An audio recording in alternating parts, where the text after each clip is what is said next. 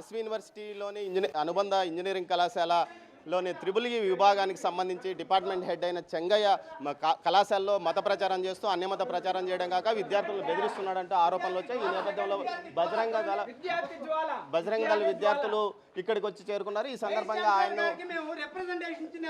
సందర్భంగా వారు బయటకు వచ్చారు.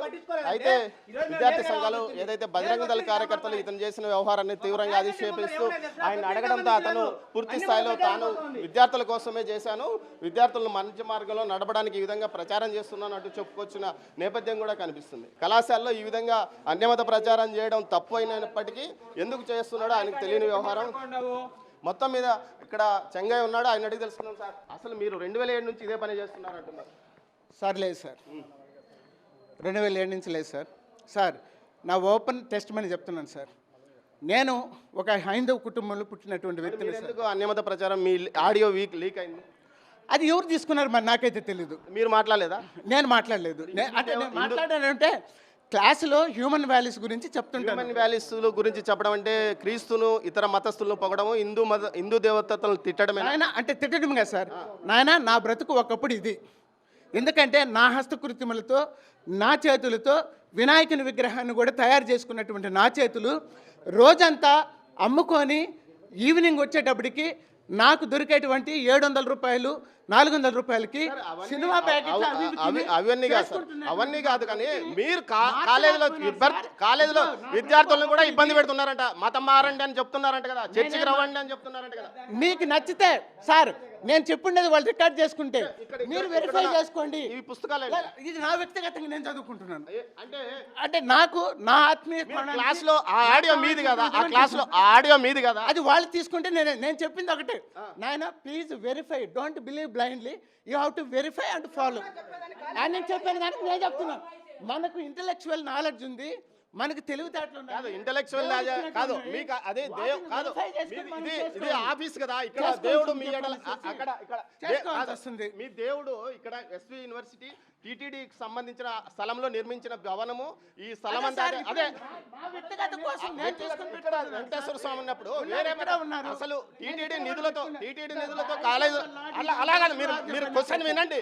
టీటీడీ నిధులతో ఈ కాలేజ్ టీటీడీ నిధులతో ఏం నడవడం లేదు సార్.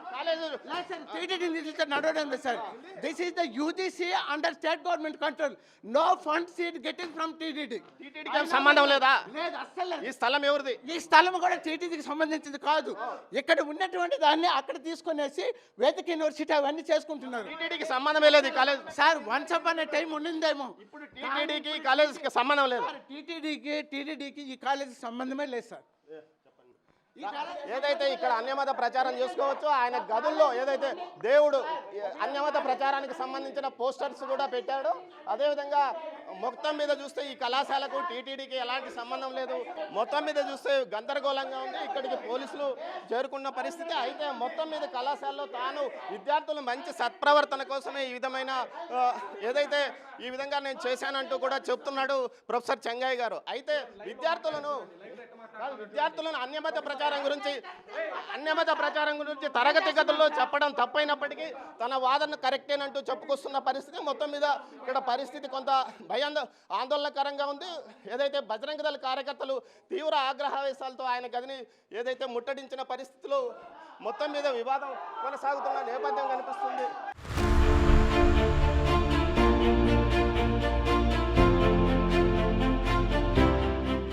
తిరుపతి ఎస్వి యూనివర్సిటీ పరిధిలోని ఇంజనీరింగ్ కళాశాలలో ఉన్న త్రిబుల్ ఈ ఫ్యాకల్టీ అయిన చెంగయ్య కళాశాలలోనే ఏకంగా అన్యమత ప్రచారం చేస్తూ హిందూ దేవతలను కించపరుస్తున్న ఒక ఆడియో బయటకు వచ్చింది. దీంతో ఈ విషయాన్ని వీసీ అప్పారావు దృష్టికి ఏదైతే బజరంగ దళ కార్యకర్తలు తీసుకెళ్లారు. ఈ సందర్భంగా గతంలో కూడా ఇదే విధంగా ఆయన వ్యవహరించాడంటూ వీసీకి గతంలో కూడా ఫిర్యాదులు వచ్చాయని వీసీ ఈ సందర్భంగా తెలిపాడు. మనతో ప్రస్తుతం బజరంగ దళ కార్యకర్తలు ఉన్నారు, వారిని అడిగి తెలుస్తున్నాం. అసలు ఈ విషయం ఎప్పుడు జరిగింది, ఎలా జరిగిందని మీకు బయటకు వచ్చి?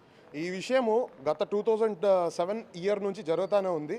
అతని మీద రిపోర్ట్ ఇచ్చేదానికి పిల్లలు భయపడుతూ ఉన్నారు. ఇంకో విషయం ఏమంటే లాస్ట్ మంత్ ఏదైతే అతను ఒక ఆడియో క్లిప్ మాట్లాడున్నాడో అది ఇప్పుడు బయటకు వచ్చింది. దాన్ని మనం ప్రూఫ్గా పెట్టి వీసీ గారికి మాట్లాడాడు.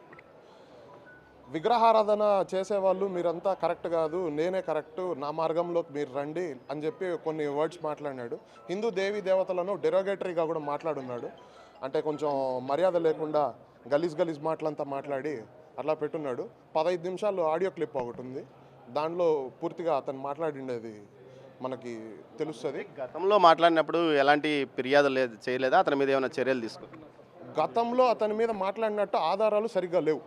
ఇప్పుడు విత్ ఆధారాలు వచ్చాం, అంతే డిఫరెన్స్, ఇంకేం లేదు. అతను 2007 నుంచి ఇదే పనిలో ఉన్నాడు. ఈరోజు నిన్న కాదు, 2007 నుంచి ఇదే పనిలో ఉన్నాడు. What ever you want to talk to me, come to west church అని అడిగేస్తాడు అతను, చెప్పేస్తాడు అతను. వచ్చే పిల్లల మీదే కాదు, ఫ్యాకల్టీతో కూడా ఇదే లైన్స్ మీద గొడవలు పెట్టుకున్నట్టు కూడా మనకు సమాచారం ఉంది.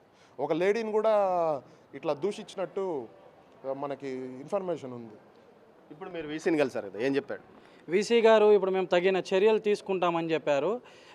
మనం వాళ్ళు చర్యలు తీసుకునేది కాదు, మనకి లోకల్గా ఇప్పుడు ఎవిడెన్స్ మీ ముందరే మేము పెట్టడం జరిగింది సార్. మీరు వెంటనే స్పందించాలా, ఇప్పుడు వాళ్ళని పిలిపించండి, మా ముందరే దాన్ని పరిష్కరించండి అంటే నాకు ఫార్మల్గా మీరు ఒక లెటర్ ఇవ్వండి, నేను తీసుకుంటానని చెప్పేసి సార్ అయితే చెప్పడం జరిగింది. కానీ మేము బజరంగ దళ తిరుపతి జిల్లా తరపున ఒకటే తెలియజేస్తున్నాము, చుట్టుపక్కల దేశాల్లో కూడా ఎన్ని దాడులు జరుగుతున్నాయి హిందువుల మీద అందరికీ తెలిసిన విషయమే. అయ్యప్ప స్వామి మాల ధరిస్తే కూడా కొన్ని కళాశాలలో ఏదైతే హిందూ దేవాదాయ ధర్మాదాయ శాఖ పరిధిలో ఉన్న ఏదైతే హిందూ దేవాలయాల నుంచి ఆర్థిక లబ్ధి పొందే కళాశాలలో కానీ, విద్యా సంస్థలు కానీ, వైద్య సంస్థల్లో కానీ అన్యమతస్తులు పనిచేయకూడదని ఒక చెన్నై కోర్టు తీర్పిచ్చిన నేపథ్యంలో ఇక్కడ పనిచేసే వాళ్ళని తీసేయాలని ఏమైనా మీరు డిమాండ్ చేయరు? ఖచ్చితంగా మేము ఇంతకుముందు కూడా దీని మీద అనేక సందర్భాల్లో కూడా మేము దీన్ని పెద్దల దృష్టికి తీసుకొని పోవడం జరిగింది. ఇంతవరకు ఎవరు ప్రాపర్గా మాకు రెస్పాండ్ కాలేదు. కానీ ఇప్పుడు విత్ ఎవిడెన్స్తో సహా మేము దీన్ని కలెక్ట్ చేయడం జరిగింది. దీనికి పూర్తి జవాబు యూనివర్సిటీ వైస్ ఛాన్సలర్ గారు ఇవ్వాలా, ఖచ్చితంగా ఇచ్చేదాకా మేము ఈ పోరాటాలు అనేది మేము కంటిన్యూ చేస్తాము. ఆ మనిషిని కానీ వీళ్ళు తగిన చర్యలు తీసుకోకపోతే ఆయన దేవశుద్ధి చేస్తాము. ఆయన ఇక్కడ విద్యార్థులకి చదువు చెప్పేదానికి ఏమాత్రం పనికిరాడు. ఆయన ఎత్తుకొని పోయి ఒక చర్చిలో పాస్టర్గా ఆయన పెట్టేసి అక్కడ ఆయన కర్తవ్యాలను నెరవేర్చుకోమని మేమేగా అంటే చర్చి వాళ్ళకి ప్రిఫర్ చేస్తామని తెలియజేసుకుంటున్నాం. మీరు చెప్పండి, అసలు ఈ విషయం 2007 నుంచి జరుగుతుందని మీ దృష్టికి వచ్చినప్పుడు గతంలో మీరు ప్రభుత్వాల దృష్టికి తీసుకెళ్లేదా, లేకపోతే గత ప్రభుత్వాలు ఈ విషయంలో పట్టించుకోలేదు? వాస్తవంగా చెప్పాలంటే 2007 నుంచి జరుగుతుందని తెలిసింది, కానీ మనకి ప్రూఫ్లు ఎటువంటిది రాలేదు. మనకు ప్రూఫ్లు ఒక నెల ముందు వచ్చింది, అది క్లారిటీగా తెలుసుకొని ఈరోజు ప్రూఫ్లు అందే కాబట్టి ఈరోజు వైస్ ఛాన్సలర్ దగ్గరకు వచ్చి కలిసినప్పుడు వైస్ ఛాన్సలర్ గారు ఒక్కటే చెప్పారు, మా దగ్గర కూడా ఆ దృష్టి వచ్చింది, మాకు కూడా తెలియజేశారు, మేము కఠినమైన చర్యలు తీసుకుంటాం. వాళ్ళ దృష్టికి వచ్చినప్పుడు ఇన్ని రోజులు ఎందుకు సైలెంట్గా ఉన్నారు? మేము అదే అడుగుతున్నాం. ఏంటంటే ఇన్ని రోజులు దృష్టికి వచ్చినప్పుడు వాళ్ళని కాపాడడానికి, రక్షించడానికి మీరు ప్రయత్నిస్తున్నారా? శ్రీ వెంకటేశ్వర స్వామి యూనివర్సిటీయా లేకపోతే ఇదేనా జెరూసలేమా? ఆయన ఒకటి చెప్పున్నాడు, ఆ వాయిస్ రికార్డులు ఏం చెప్పున్నా అంటే, ఈ దేశంలో కాకుండా బయట దేశాల్లో కానీ నేను ఉంటే నాకు అంతకంత రెట్టింపు డబ్బులు వచ్చుంటారు, బయట దేశానికి వెళ్ళు, ఈ భారతదేశంలో ఎందుకు బతుకుతావు, ఈ దేశంలో పడుతూ ఈ నేల మీద పడుతూ వెంకటేశ్వర స్వామి సొమ్ము తింటూ ప్రసాదం తింటూ నువ్వు ఈరోజు అన్య మత ప్రచారం చేస్తున్నావు అంటే నీకెంత ధైర్యం ఉంది? ఈరోజు ప్రశ్నిస్తున్నావు బజరంగ దళ్. ఇదే విధంగా కానీ వాడిని రక్షించడానికి ఏ ఫ్యాకల్టీ అయితే ఉన్నారో చెంగైని మీరు రక్షించడానికి ప్రయత్నిస్తే మేము ఖచ్చితంగా మీరు చర్యలు తీసుకోకపోయినా మేము దేహశుద్ధి చేసి మరీ బయట తరుగుతామనేసి హెచ్చరిస్తున్నాం. ఏదైతే బజరంగ దళ కార్యకర్తలు సీరియస్గానే వార్నింగ్ ఇస్తున్నారు, ఏదైతే ప్రొఫెసర్ చెంగయ్య చేస్తున్న వ్యవహారం పైన ఇకపై మానుకోకపోతే దేహశుద్ధి కూడా చేస్తామని వీరు బహాటంగానే హెచ్చరిస్తున్నారు. అంతేకాకుండా 2007 నుంచి తతంగం నడుస్తుంది. అయినప్పటికీ గత ప్రభుత్వాలు కానీ, గతంలో ఉన్న ఏదైతే యూనివర్సిటీ అధికారులు కానీ ఏమాత్రం చర్యలు తీసుకోలేదు. ఎందుకు చర్యలు తీసుకోలేదో చెప్పాలంటూ కూడా వారు డిమాండ్ చేస్తున్న పరిస్థితి. మొత్తం మీద అయితే చెంగయ్య మాట్లాడిన మాటలు చాలా అభ్యంతరకరంగా ఉన్నప్పటికీ ఎందుకు ఈ నెల రోజుల క్రితం ఈ ఆడియో బయటకు వచ్చినప్పటికీ ఎందుకు మౌనంగా యూనివర్సిటీ అధికారులు, ఉన్నతాధికారులు ఉన్నారో ఆ విషయం వారే తేల్చి చెప్పాల్సిన అవసరం ఉంది. కెమెరా పర్సన్ పురుషోత్తంతో దామోదర్, తిరుపతి ఎస్వి యూనివర్సిటీ నుంచి.